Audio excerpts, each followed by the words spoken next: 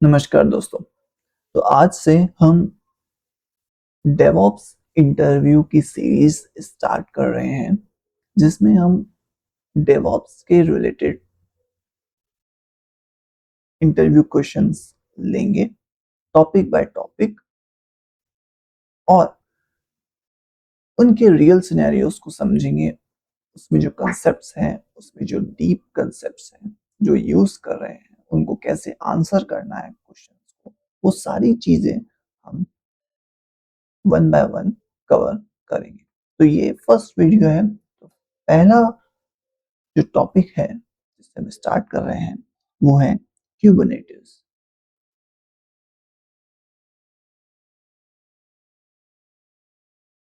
तो क्यूबरनेटिस क्या है? क्यूबरनेटिस एक container orchestration container orchestration tool है। कंटेनर को मैनेज करने के लिए कंटेनर ऑर्केस्ट्रेशन टूल है। तो अब आते हैं फर्स्ट इंटरव्यू क्वेश्चन पर। फर्स्ट इंटरव्यू क्वेश्चन है अपना, ए pod is stuck in pending state for 10 minutes. Walk me through how you diagnose and resolve it. This is first question. सबसे पहले समझते हैं कि पॉड क्या होता है। What is pod? What is pod? Pod का मतलब है एक स्मॉलेस्ट डिप्लॉयमेंट यूनिट।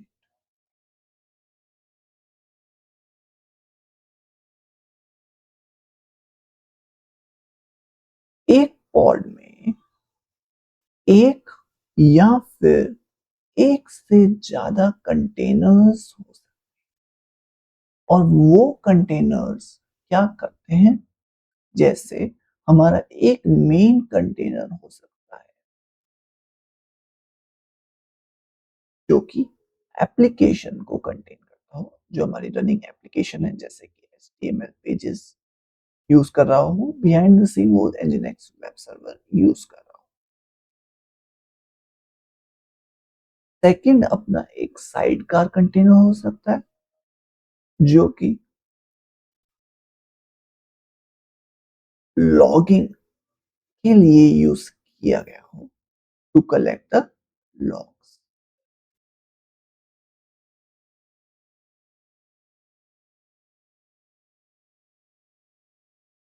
ठीक है। तो अब ये बोलता है एक पॉड है जो कि 10 मिनट से पेंडिंग स्टेट में है। तो सबसे पहले हम समझते हैं कि पेंडिंग स्टेट क्या होती है। पेंडिंग स्टेट क्या होती है? पेंडिंग स्टेट का मतलब है, अज्यूम कीजिए कि आप एक होटल में गए। ठीक है। होटल में आप गए, आपने 5 रूम्स रिक्वेस्ट किए, लेकिन होटल के पास सिर्फ 1 रूम ही अवेलेबल है। तो आपको वेट करना होगा जब तक होटल के पास 4 मोर रूम्स अवेलेबल नहीं हो जाते। ठीक है।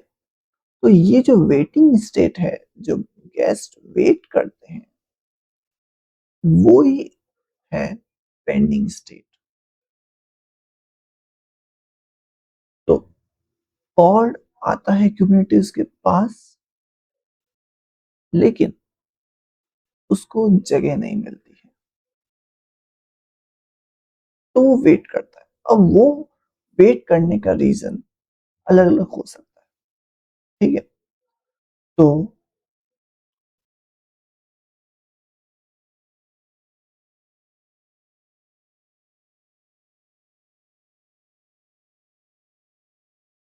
अब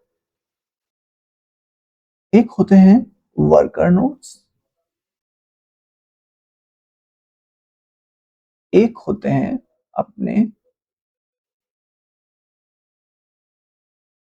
कंट्रोल प्लेन क्यूबरनेटिस में। वर्कर नोड्स पे अपने एप्लीकेशंस रन होते हैं।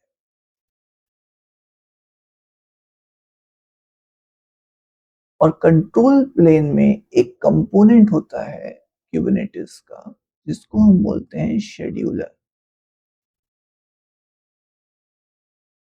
ये शेड्यूलर क्या करता है, पॉड्स को शेड्यूल करता है नोड्स के ऊपर।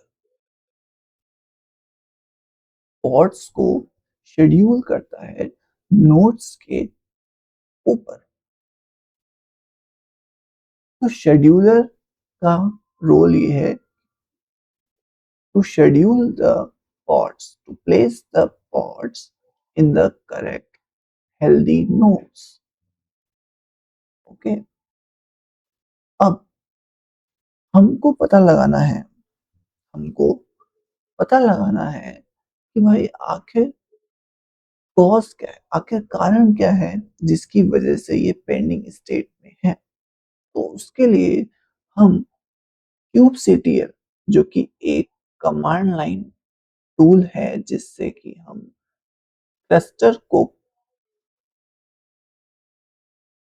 कम्युनिकेट करते हैं, क्लस्टर के एपीआई सर्वर से कम्युनिकेट करते हैं। तो kubectl कमांड के थ्रू हम फर्स्ट कमांड राइट करेंगे kubectl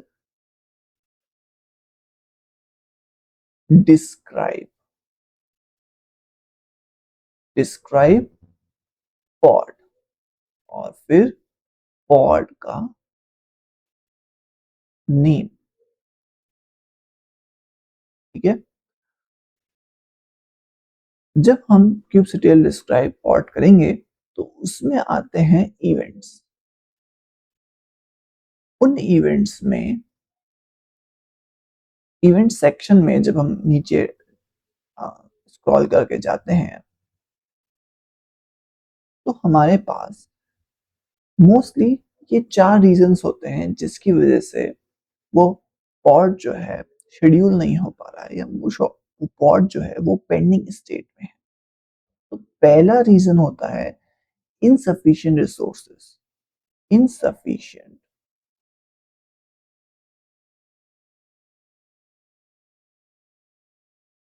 resources.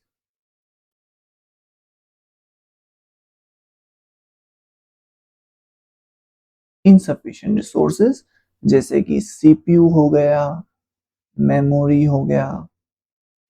Okay. Second reason अपना रहता है taints and toleration. Taints and toleration. Third reason node selectors.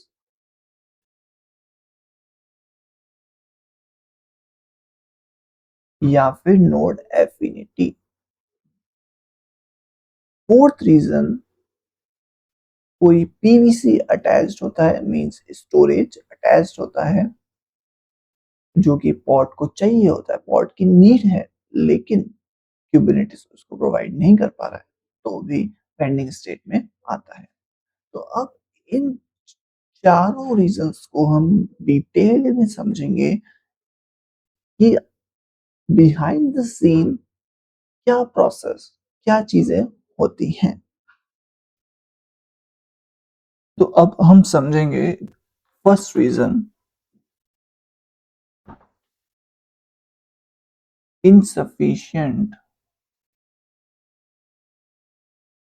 resources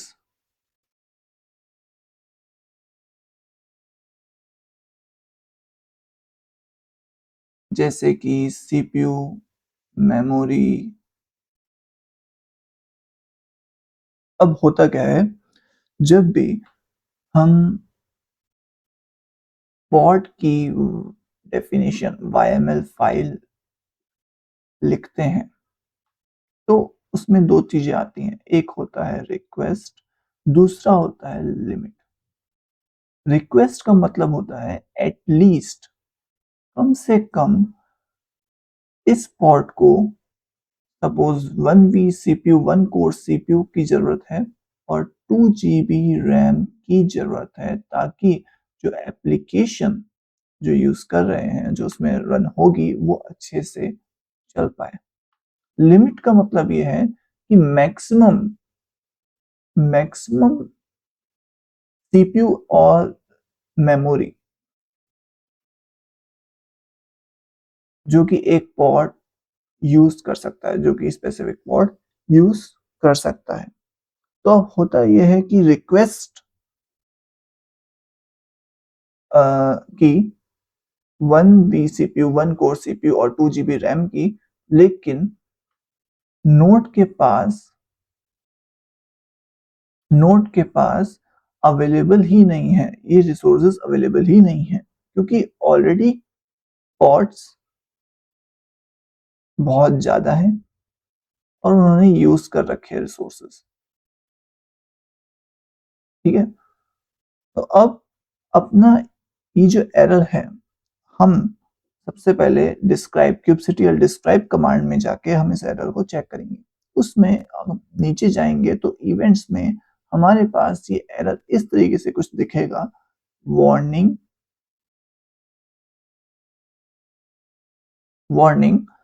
failed scheduling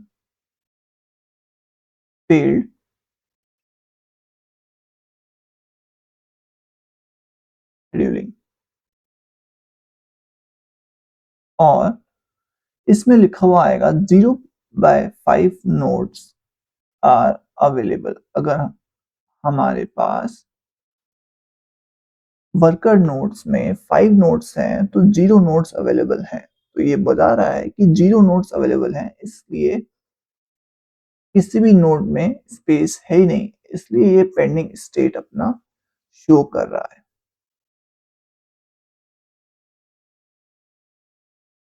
या फिर एरर इस तरीके से भी आ सकता है, 5 insufficient CPU, है ना। अब इसको वेरीफाई करने के लिए हम कुछ कमांड्स यूज करते हैं, जैसे कि kubectl commands, kubectl describe node. इसमें सारी नोड की इंफॉर्मेशन हमको देखने को मिलेगी। या फिर सिर्फ मेमोरी और सीपीयू जो रिसोर्सेज को चेक करने के लिए हम यूज करेंगे kubectl टॉप नोड्स। इसमें हमें दिखाएगा कि कितनी सीपीयू, कितना रैम, कितनी मेमोरी नोड्स जो हैं यूटिलाइज कर रहे हैं, कितनी अवेलेबल है, कितनी फ्री है। अब हमको प्रॉब्लम पता लग गई कि नोड क्लस्टर के पास नोड के पास जो मेमोरी या फिर सीपीयू की डेफिशिएंसी है, उसके पास इनफ सीपीयू या इनफ मेमोरी नहीं है। तो अब सॉल्यूशन क्या है? सॉल्यूशन सिंपल है। फर्स्ट सॉल्यूशन है फर्स्ट सॉल्यूशन है कि या तो क्लस्टर को स्केल करें, either horizontally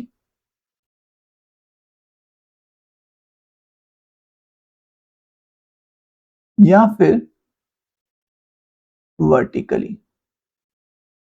हॉरिजॉन्टली का मतलब है कि नंबर ऑफ नोड्स को बढ़ा दिया जाए।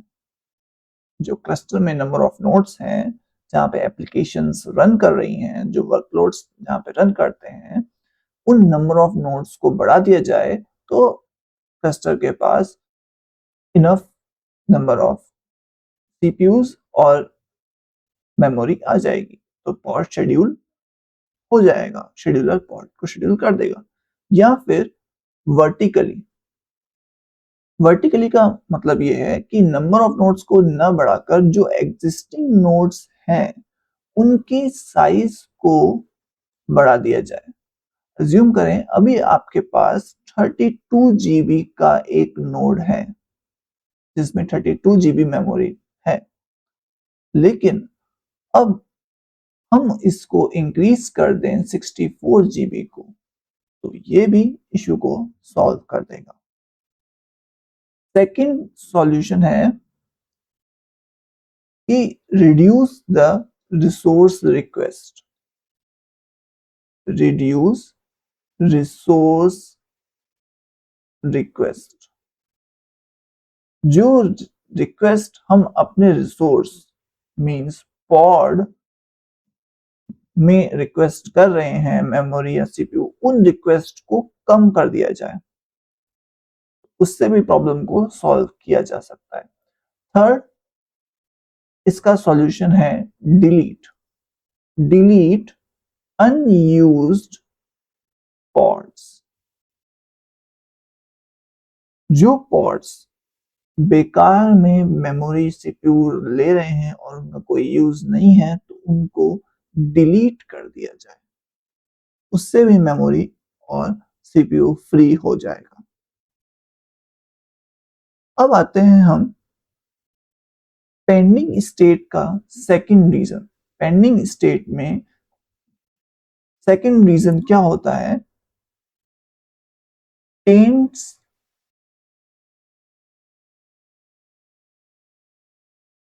And toleration.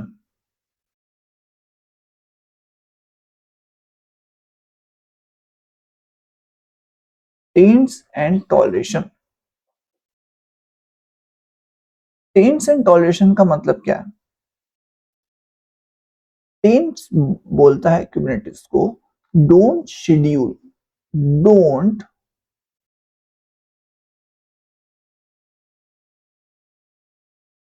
don't schedule pods on this node।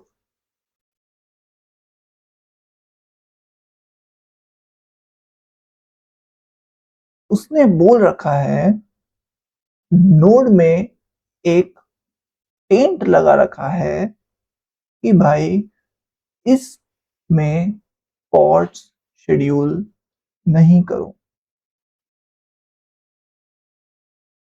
अब टॉलरेशन का मतलब क्या है? टॉलरेशन का मतलब ये है, this pod is allowed to ignore the restriction।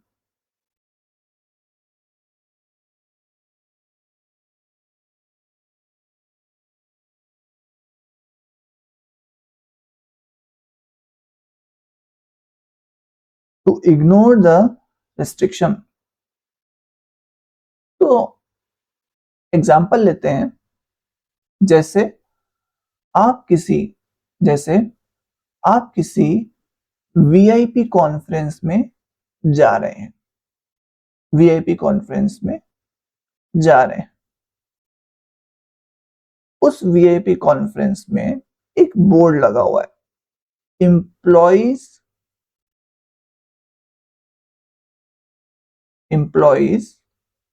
Not allowed. तो ये एक टेंट है कि एम्प्लॉइज अलाउड नहीं है, लेकिन इसमें एक और कंडीशन है कि जिनके पास वीआईपी पास है वो ही अलाउड है। जिनके पास वीआईपी पास है वो इस रेस्ट्रिक्शन को इग्नोर कर सकते हैं।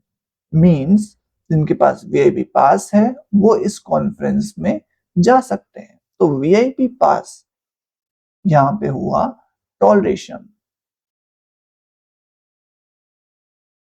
तो ऐसे ही अपने क्यूबरनेटिव्स में इसमें हम नोड के ऊपर टेंट लगा देते हैं।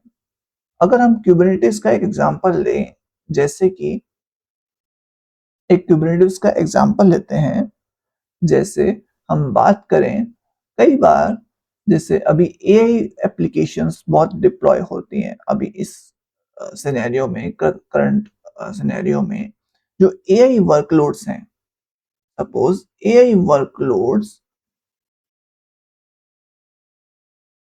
डिप्लॉय करने हैं, तो उन एआई वर्कलोड्स के लिए जीपीयूज चाहिए। उन जीपीयूज वाले नोड में हमने टेंट लगा दिया, एडमिनिस्ट्रेटर ने टेंट लगा दिया कि नॉर्मल पोर्ट्स अलाउड नहीं है। इसमें हमने टेंट लगा दिया GPU equals to true, GPU equals to true, no schedule.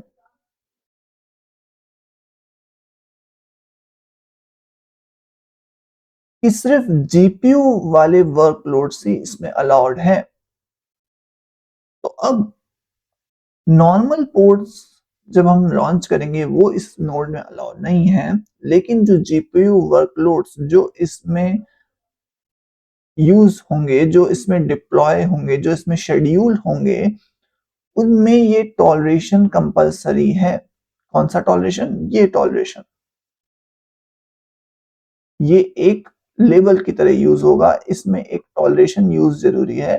कैसे स्पेसिफाई करेंगे उस टॉलरेशन को? उसमें हम एक की लगाएंगे कि की तो है जीपीयू ऑपरेटर इक्वल और वैल्यू है ट्रू और इफेक्ट नो शेड्यूल। जब ये टॉलरेशन उस पॉड में यूज होगा तभी वो पॉड, एआई वर्कलोड्स वाला पॉड जो है वो इसमें शेड्यूल, इस नोड में शेड्यूल हो पाएगा।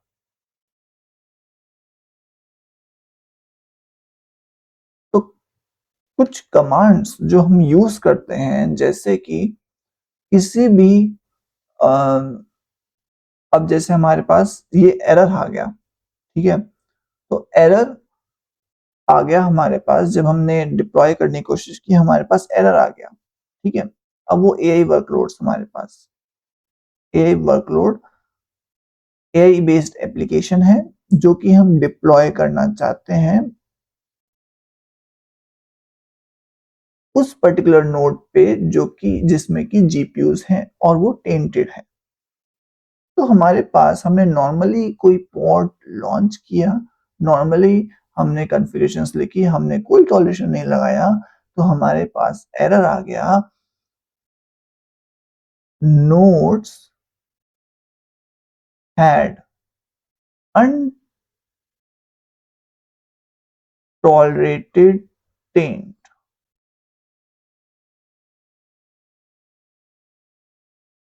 तो हमें या तो टॉलरेशन लगाना होगा या फिर उस एरर को सॉल्व करने के लिए हमें उस टेंट को उस नोड से हटाना होगा।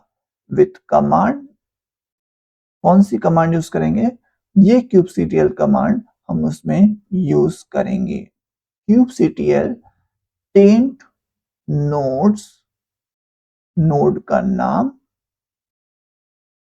वर्कर1 इसमें मान लेते हैं, और जो की वैल्यू पेयर जो हमने टॉलरेशन लगाया है, जो हमने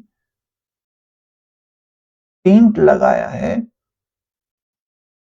उसको रिमूव कर दो, और डैश हाइफन लास्ट में हम यूज करेंगे to remove the taint from that particular node.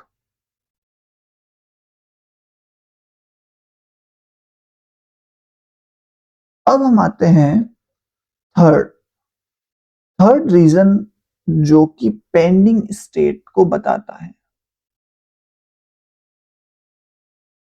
Third reason क्या हो सकता है?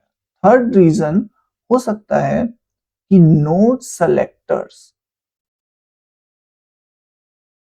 या फिर node affinity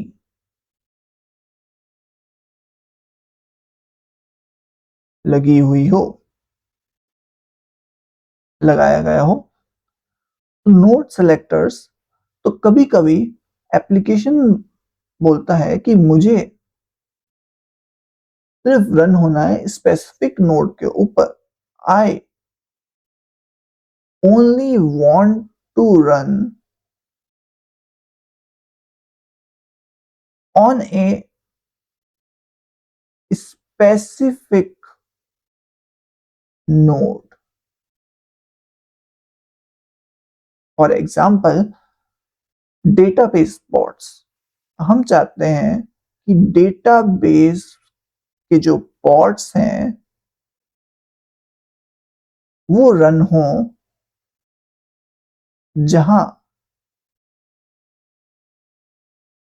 SSD hard drive हो, क्योंकि डेटाबेस पॉड्स को चाहिए एसएसडी वाले नोड्स। तो वो स्पेसिफिक नोड पे ऊपर रन करना चाहते हैं, तो वो क्या करते हैं, नोड सेलेक्टर्स। अब उन नाम से पता लग रहा है कि नोड को सेलेक्ट कर रहा है। नोड सेलेक्टर्स कैसे? उन नोड को सेलेक्ट करो जिन पे एसएसडी का लेबल लगा हुआ है। एक स्पेसिफिक लेबल यूज करते हैं हम, स्पेसिफिक लेबल यूज करते हैं। उस लेबल का यूज करके हम नोड्स को सेलेक्ट करते हैं, फिल्टर करते हैं कि ये नोड पर ही मुझे अपने डेटाबेस पॉड्स को शेड्यूल करना है।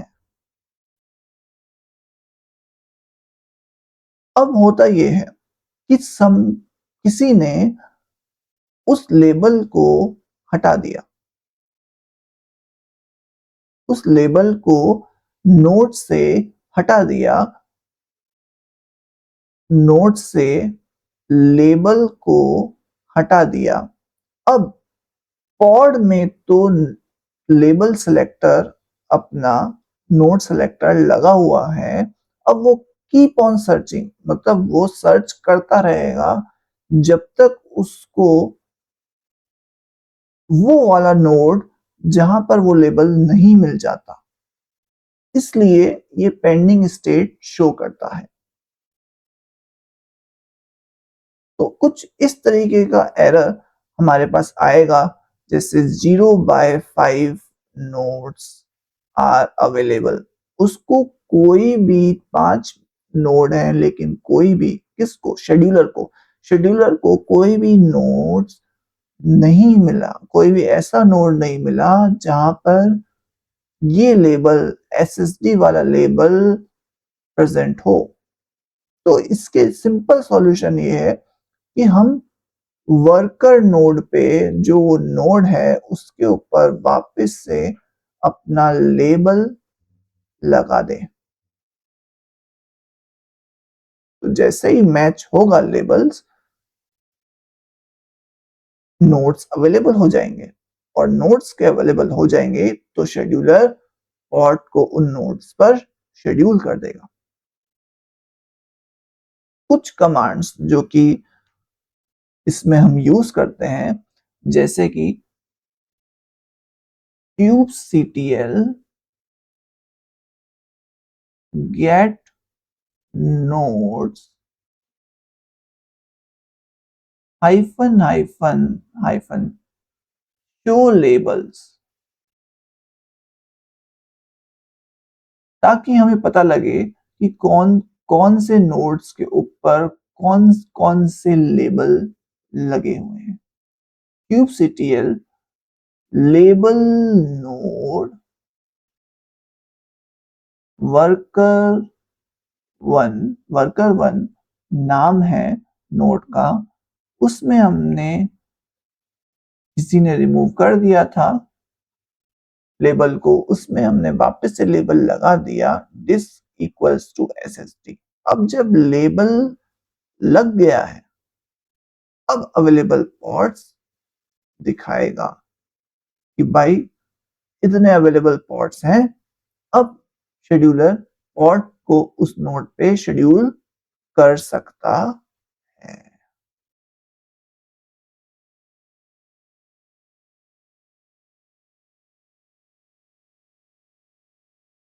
तो अब हम आते हैं फोर्थ रीजन पे।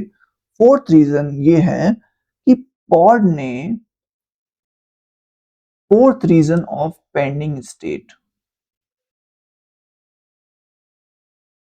Fourth reason of pending state ये है कि पॉड ने लॉन्च होने से पहले पॉड मांगता है स्टोरेज,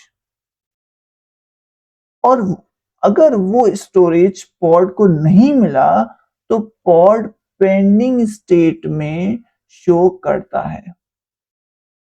वो स्टोरेज को हम बोलते हैं पीवीसी, परसिस्टेंट वॉल्यूम क्लेम। और परसिस्टेंट वॉल्यूम क्लेम आता कहां से है? पीवी से, परसिस्टेंट वॉल्यूम, जो कि एक्चुअल स्टोरेज होता है। परसिस्टेंट वॉल्यूम क्लेम तो एक रिक्वेस्ट है। हम रिक्वेस्ट करते हैं, क्यूबरनेटिस रिक्वेस्ट करता है, पॉड रिक्वेस्ट करता है कि मुझे 20 जीबी का स्टोरेज चाहिए, और वो रिक्वेस्ट पीवी से आता है। एक्चुअल स्टोरेज पीवी देता है। अब वो पीवी अलग अलग हो सकते हैं, जैसे कि वो स्टोरेज क्लाउड डिस्क हो सकता है, जैसे कि AWS EBS हो गया, एज्योर डिस्क हो गया, गूगल GCP में अपन यूज करते हैं परसिस्टेंट डिस्क हो गया।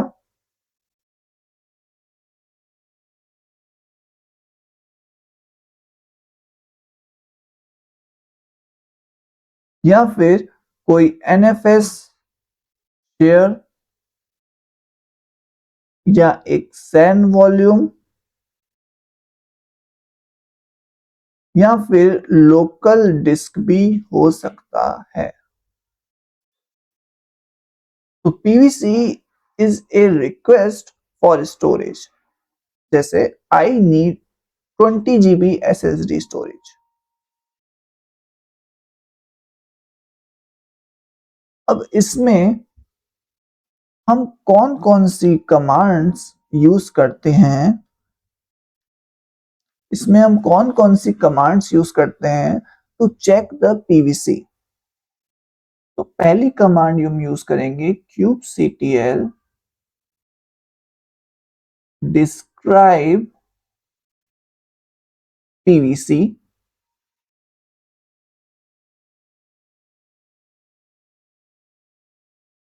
और पीवीसी का नेम। अगर हमको नेम नहीं पता है तो हम kubectl get pvc यूज करेंगे to list out the all PVC. तो पहले पॉड को डिस्क्राइब करेंगे, फिर डिस्क्राइब करेंगे पीवीसी को, और फिर पता लगाएंगे कि आखिर प्रॉब्लम क्या है। तो इवेंट्स में हमारे पास एरर आता है कुछ इस तरीके से, pod has unbound unbound immediate persistent volume claims।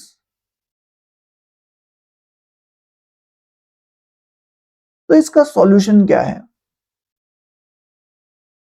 कि बाउंड करने के लिए कोई एक्चुअल स्टोरेज होना चाहिए।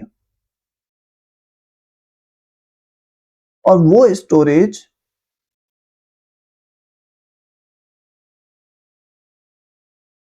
कहां से आता है? वो स्टोरेज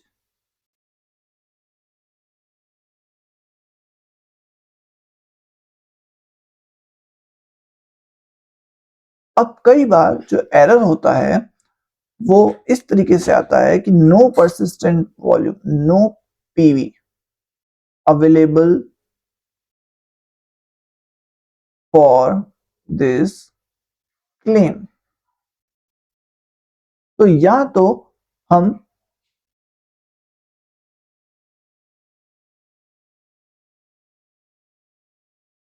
पीवीसी क्रिएट कर लें तो उससे सॉल्यूशन हो जाएगा। और कई बार जो एरर इस तरीके से आते हैं कि no PV available for this claim, तो उनके लिए हम यूज करेंगे कमांड kubectl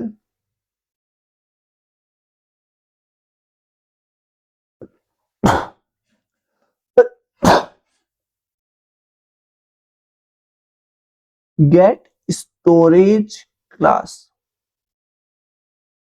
अब ये स्टोरेज क्लास क्या होता है? Storage class defines how Kubernetes should dynamically provision storage when a persistent volume claim is created।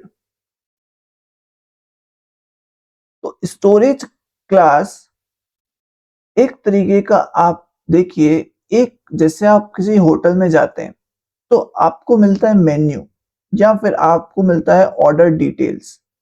अपने स्पेसिफिक ऑर्डर डिटेल्स आप डालते हैं कि मुझे ये चाहिए, ये चाहिए, ये चाहिए। तो ऐसे ही स्टोरेज क्लास में भी हम डालते हैं कि प्रोविजनर यूज करो, जैसे कि AWS EBS का प्रोविजनर यूज करो, एज्योर का यूज करो, या तो या GCP का यूज करो। तो हमने प्रोविजनर स्पेसिफाई किया, हमको टाइप ऑफ स्टोरेज कौन सा टाइप, जैसे SSD चाहिए तो हमने टाइप ऑफ स्टोरेज स्पेसिफाई किया, और सिर्फ हम इसमें डिफाइन करते हैं कि हमें क्या क्या चाहिए स्टोरेज क्लास में ताकि वो पीवी क्रिएट करे। लेकिन पीवी क्रिएशन जो है वो कैसे होता है? वो होता है CSI के through, container storage interface. CSI एक ड्राइवर है जिससे Kubernetes कम्युनिकेट करता है, जिससे कि Kubernetes कम्युनिकेट करता है स्टोरेज प्रोवाइडर्स से। स्टोरेज प्रोवाइडर्स जैसे कि अपने AWS हो गए, एज्योर हो गया, GCP हो गया, इन सब से कम्युनिकेट करता है। तो हमने स्पेसिफाई कर दिया अपने स्टोरेज क्लास में कि मेरा प्रोविजनर जैसे EBS है या एज्योर है, जो भी आप यूज करना चाहते हैं, तो वो CSI के थ्रू, ड्राइवर के थ्रू, जैसे आपको पता है कि हम प्रिंटर को जब हम यूज करते हैं तो प्रिंटर के लिए भी क्या यूज करते हैं? ड्राइवर इंस्टॉल करते हैं। तो CSI भी एक सॉफ्टवेयर है, एक ड्राइवर है जो कि यूज किया जाता है to communicate between the Kubernetes and the cloud providers.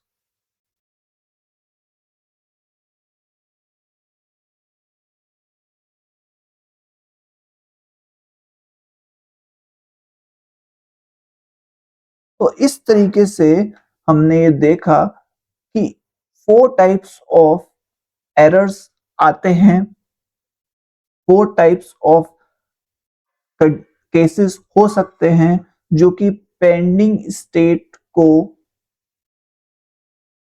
बताते हैं। पहला हमने देखा इनसफिशिएंट रिसोर्सेज का, सेकंड हमने देखा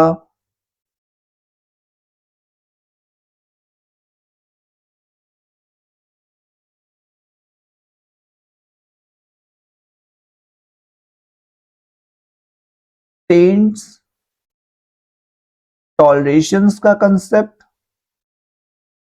थर्ड हमने देखा नोट सेलेक्टर्स का कंसेप्ट। फोर्थ हमने देखा पीवीसी का कंसेप्ट। और हमने देखे क्या कमांड्स यूज कर सकते हैं, क्या सॉल्यूशंस हैं उनके, और इस तरीके से हम स्टेप बाय स्टेप इस क्वेश्चन का आंसर दे सकते हैं इंटरव्यू में। तो आज के लिए इतना ही, फिर हम मिलेंगे अपने नेक्स्ट क्वेश्चन के साथ।